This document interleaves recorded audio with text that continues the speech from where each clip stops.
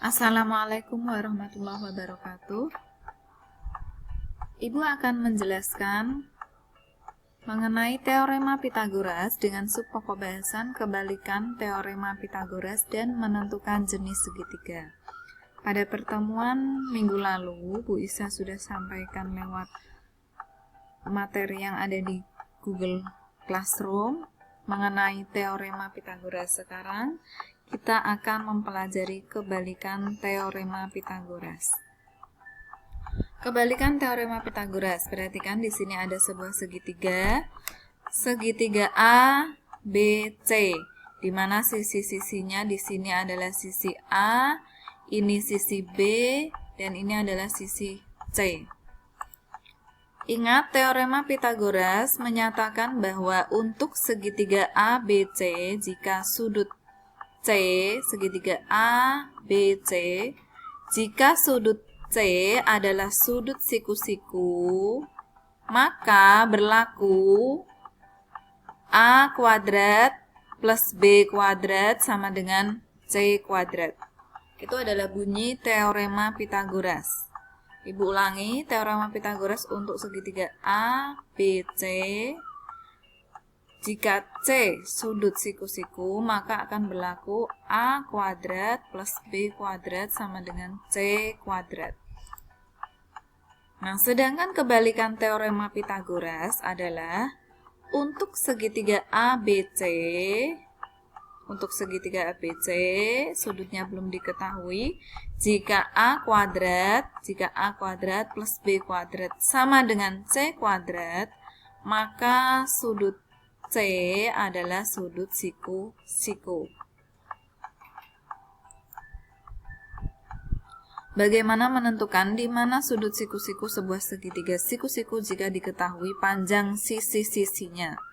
Sebelumnya harus kita pahami dulu aturan dalam menamai sisi-sisi segitiga.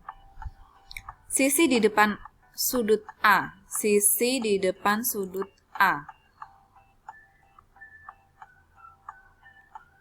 Ini adalah sisi BC. Sisi di depan sudut A, ini adalah sisi BC, dinamakan dengan sisi A. Kemudian sisi di depan sudut B, sisi di depan sudut B adalah sisi AC. Kita namai dengan B kecil, B. Kemudian sisi di depan sudut C, sisi di depan sudut C, ini adalah sisi C atau sisi AB. Ini adalah sisi C. Oke, contoh.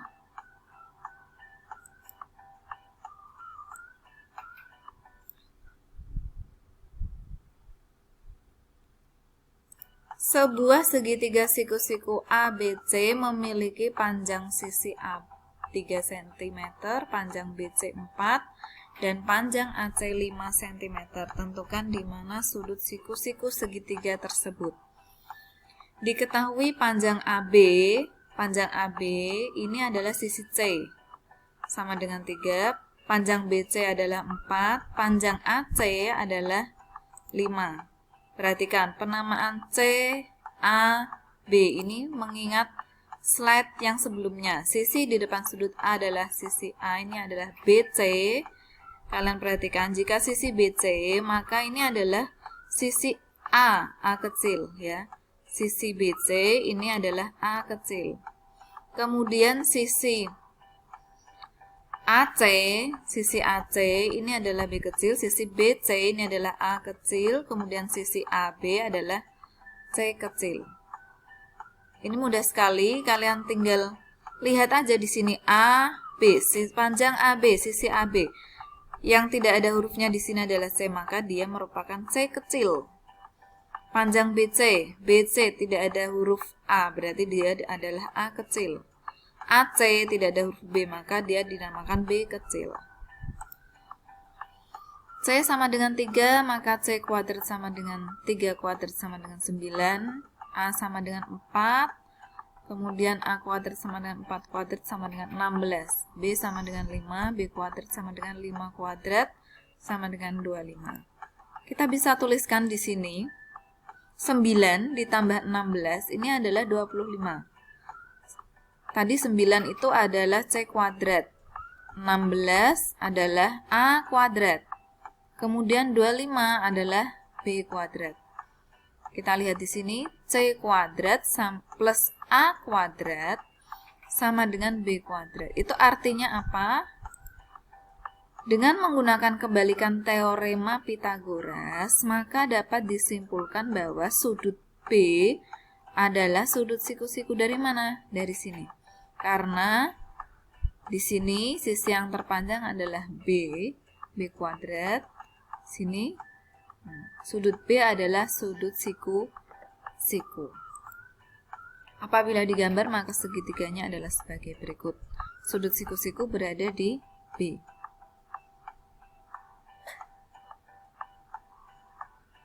Dikarenakan ini.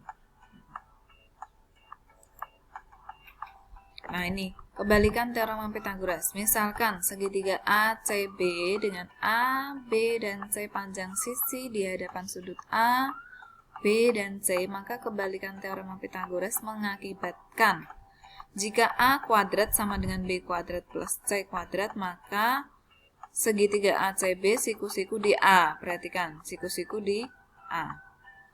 Jika B kuadrat sama dengan A kuadrat plus C kuadrat, maka siku-siku di B. Nih, siku-siku berada di B. Jika C kuadrat sama dengan A kuadrat plus B kuadrat, maka segitiga ACB siku-siku di C. Nah, sekarang menentukan jenis segitiga. Segitiga ada 3, segitiga lancip, segitiga siku-siku, segitiga tumpul. Ini berdasarkan sudutnya. Untuk segitiga ABC dengan panjang sisi-sisinya A, B, dan C, C merupakan sisi terpanjang dengan catatan C adalah merupakan sisi yang terpanjang. Nah, pada gambar 1, jika C kuadrat kurang dari A kuadrat plus B kuadrat, maka segitiga ABC merupakan segitiga lancip. Kalian perhatikan gambar yang pertama, sudut lancip di sudut C dan sisi C di hadapan sudut C. A kuadrat plus B kuadrat lebih dari C kuadrat. Ini sama saja dengan C kuadrat kurang dari A kuadrat plus B kuadrat. Untuk kondisi yang kedua, jika C kuadrat sama dengan A kuadrat plus B kuadrat, maka segitiga ABC merupakan segitiga siku-siku. Ini jelas teorema Pythagoras. Kemudian kondisi yang ketiga, jika C kuadrat lebih dari A kuadrat plus B kuadrat, maka segitiga ABC merupakan segitiga tumpul. Sudut tumpul di sudut C. Sisi C di hadapan sudut C.